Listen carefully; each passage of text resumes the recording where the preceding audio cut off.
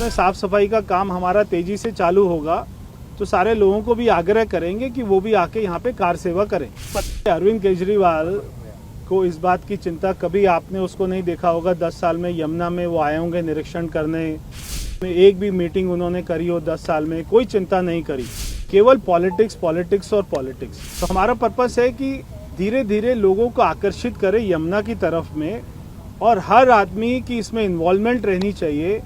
बाद में जब इसमें साफ सफाई का काम हमारा तेजी से चालू होगा तो सारे लोगों को भी आग्रह करेंगे कि वो भी आके यहाँ पे कार सेवा करें। परवेश सर, जल शक्ति मंत्रालय भी इसमें इन्वॉल्व है। आप लोगों की कोई मीटिंग्स वगैरह, एक्सपर्ट्स वगैरह को रोप इन करने की बात हो रही है। जल शक्ति डिपार्टमेंट और एक्सपर्ट्स का क्या रोल रहेगा सर इसमें?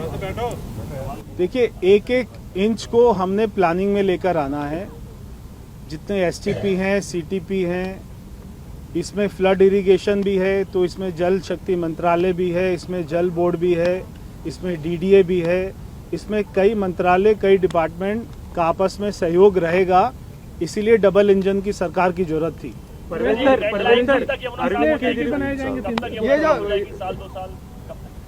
देखिए, मैंने आपको हमेशा कहा, आप मेरे से अगर 24 घंटे के बाद में ये वाला क्वेश्चन पूछेंगे तो मेरा जवाब उसको 24 घंटे को घटा लीजिएगा। मैंने कहा था 3 साल में, आज आपने देखा कि पानी में कितनी स्मेल थी। आपको लग नहीं रहा होगा कि साफ पानी नहीं था। पानी का कलर जो होना चाहिए पूरे काले रंग का पानी था। तो आपको हम 3 साल के बाद में इस पानी के कलर को चेंज करके दिखा देंगे। नजफगढ़ जो नाला है सर, वो सबसे बड़ा पॉइंट है, उसको कैसे साफ करेंगे? मैंने आपको बताया 18 नाले हैं। सबसे बड़ा उसमें नजफगढ़ जो नाला है उसमें इसमें जो है आता है, वेस्ट आता है, काफ़ी जो है मात्रा में आता है। तो सारे नालों के ऊपर में एसटीपी से उसको कवर करेंगे, उसकी कैपेसिटी को बढ़ाएंगे। और ये केवल आज की कैपेसिटी को नहीं देखकर, जो आज हमारा वेस्ट का जनरेशन है उसको नहीं देखकर, ये आने वाले 10 साल 20 साल में कितना वेस्ट का जनरेशन होगा, कितनी हमारी पब्लिक बढ़ जाएगी, कितनी जनसंख्या बढ़ जाएगी, उस हिसाब से एसटीपी की संख्या को बढ़ाएंगे। आपने काम किया है, केजरीवाल पंजाब पहुंचे हैं, 23 से ज्यादा गाड़ियों का काफिला के साथ, 100 से ज्यादा कमांडो के साथ वहां पर पहुंचे हैं अरविंद केजरीवाल उपासना करने के लिए। बुलेट प्रूफ गाड़ियां हैं कॉन्वॉय में। देखिए, अरविंद केजरीवाल को इस बात की चिंता कभी आपने उसको नहीं देखा होगा। 10 साल में यमुना में वो आए होंगे निरीक्षण करने, अधिकारियों के साथ में एक भी मीटिंग उन्होंने करी हो 10 साल में, कोई चिंता नहीं करी।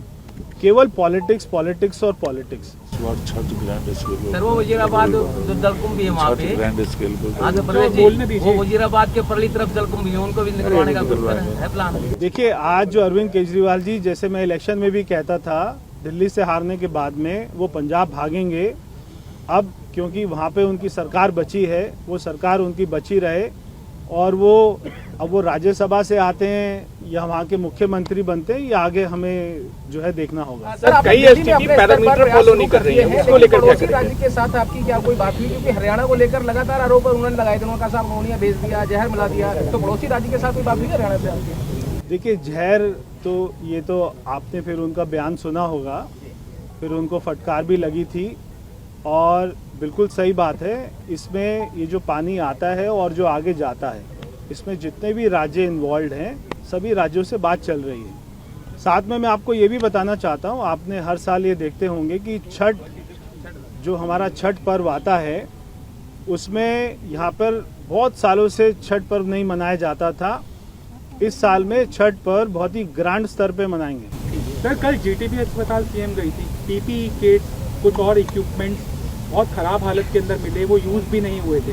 तो ऐसे में सवाल उठ रहे हैं कि संसाधन सरकार के पास थे, लेकिन स्वास्थ्य सेवाओं का लाभ दिल्ली वालों को नहीं मिल पाता। देखिए, जो ये अरविंद केजरीवाल की सरकार रही, इन्होंने कितने पाप किए, कितने घोटाले किए, धीरे धीरे उसकी सारी परतें खुलेंगी। चाहे अस्पताल में जाइए, चाहे स्कूल में जाइए, चाहे यमुना में आइए, जितने भी इन्होंने प्रोजेक्ट्स चलाए, मैं आपको लिस्ट दूंगा। एक एक प्रोजेक्ट अगर 100 करोड़ का था तो वो 250 करोड़ की पेमेंट हुई, अगर 800 करोड़ का था तो 2000 करोड़ की पेमेंट हुई। ऐसे कितना हजारों करोड़ का दिल्ली के लोगों का घोटाला हुआ, उनके टैक्स पेयर की चोरी हुई, उनका नुकसान हुआ। और उसके साथ में ना केवल पैसे का नुकसान हुआ, बल्कि टाइम का कितना नुकसान हुआ। जिस प्रोजेक्ट को 1 साल में कंप्लीट होना था उसको 3 साल लगे, जिसको 3 साल में होना था उसको 6 साल लगे। अगर कोई सड़क बन रही थी, फ्लाईओवर बन रहा था पंजाबी बाग का, तो वो 3-3 साल तक, 4-4 साल तक बनता गया, 5-5 साल तक बनता गया, मगर वो कंप्लीट नहीं हुआ और उसकी कॉस्ट भी ट्रिपल हो गई, 4 टाइम्स हो गई। तो यानी कि टाइमलाइन भी इतनी एक्सटेंड हुई और इतना पैसा भी लगा, तो दिल्ली के लोगों को इतना नुकसान उसमें हुआ।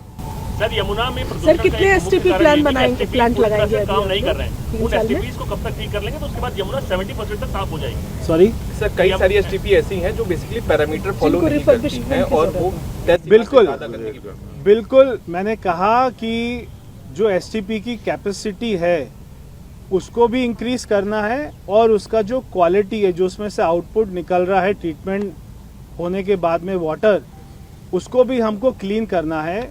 तो ये दोनों क्वालिटी और क्वांटिटी, ये दोनों की तरफ में हमें जो है हम लोग ध्यान देंगे। अरविंद केजरीवाल कह रहा था कि मशीनें तो 3 महीने से काम कर रही थी दिल्ली वाले यमुना नदी के अंदर अगले 5 साल में भी। नहीं, मैं ही लगाऊंगा सबसे पहले, चिंता मत करो।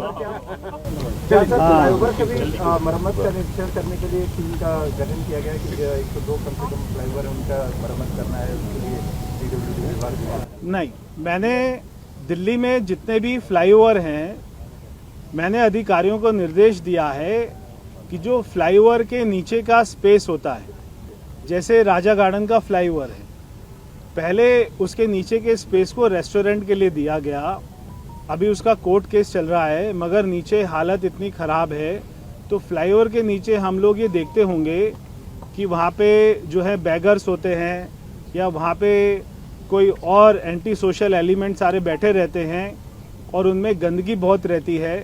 तो मैंने कहा है कि सारे फ्लाईओवर के नीचे जो अंडर फ्लाईओवर स्पेस है उसका निरीक्षण करने के लिए मैंने कहा है, और उनमें टाइलिंग होनी चाहिए, उनमें ग्रिल होना चाहिए, उसका ब्यूटिफिकेशन होना चाहिए।